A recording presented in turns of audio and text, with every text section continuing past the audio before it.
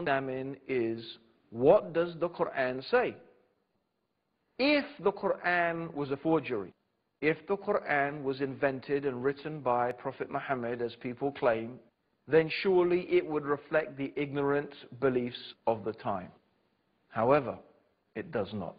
Let us read the 23rd chapter of the Quran, verses 12 to 16. The meaning of it is this: we created man from a quintessence of clay.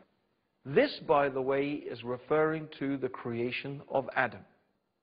Muslims believe that God created Adam miraculously, not like the rest of the creation. He took clay, Allah took clay from different places in the earth, and He formed from this clay the shape of a man, and He gave life to this form, and thus Adam was created.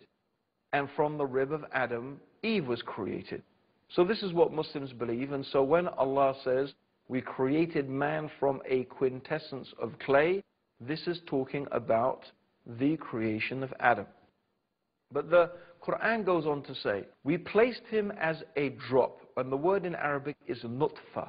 Nutfa means a drop, in a place of rest, firmly fixed.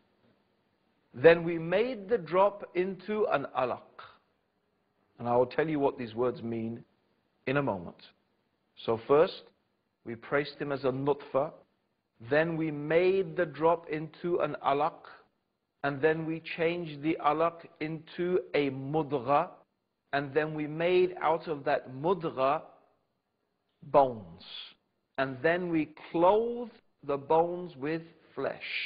Then we caused him to grow and come into being and attain definitive form.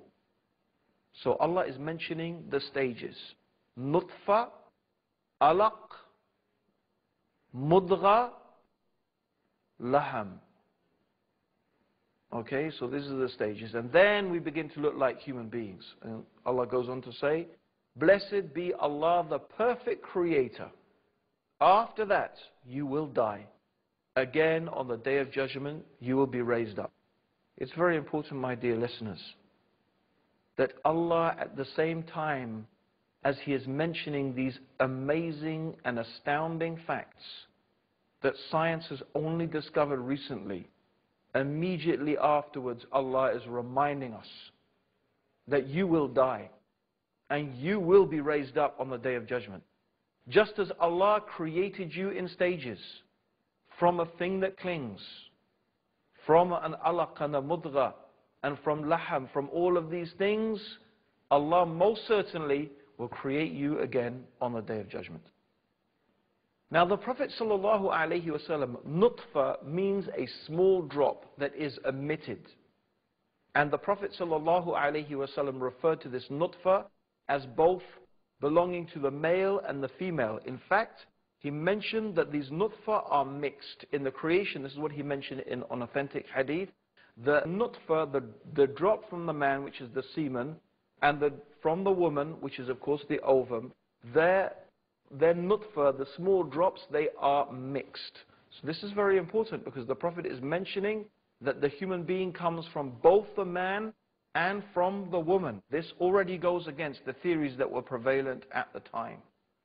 Secondly, the word alaq in Arabic, what does it mean? It has three meanings: a thing that clings, a blood clot, and a leech-like object. In fact, all of these things accurately describe the first stage of human embryonic development.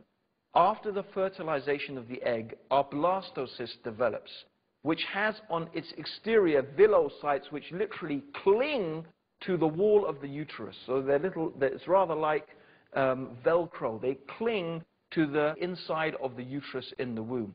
This is what happens to this alaq, a thing that clings. And then it goes on to resemble exactly a leech-like object. The similarity is absolutely remarkable, not only in appearance, but also in behavior, because a leech also takes blood from its host.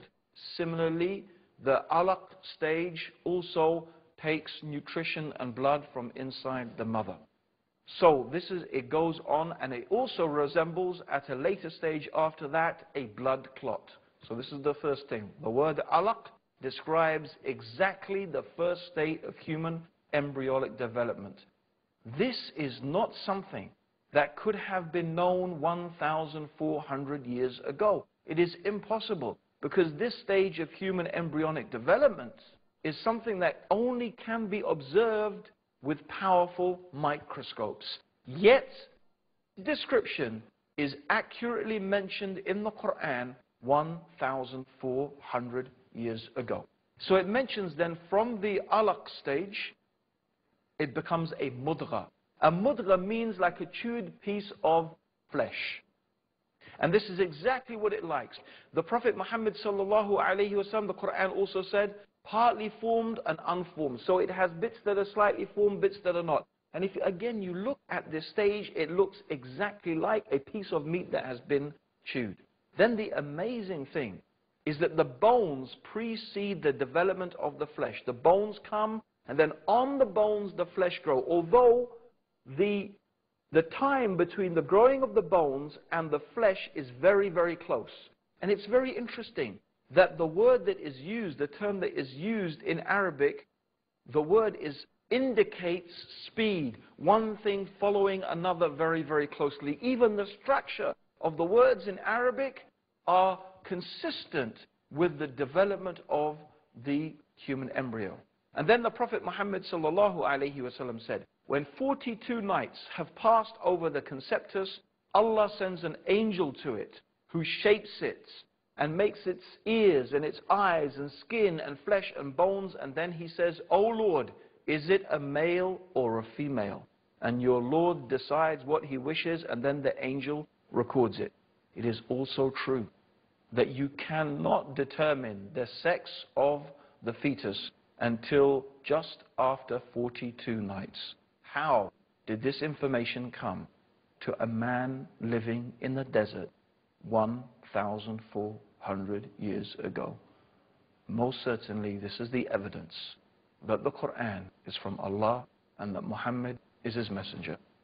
Join us for the next episode of the proof that Islam is the truth. And until then, Assalamu alaikum wa rahmatullahi wa barakatuh.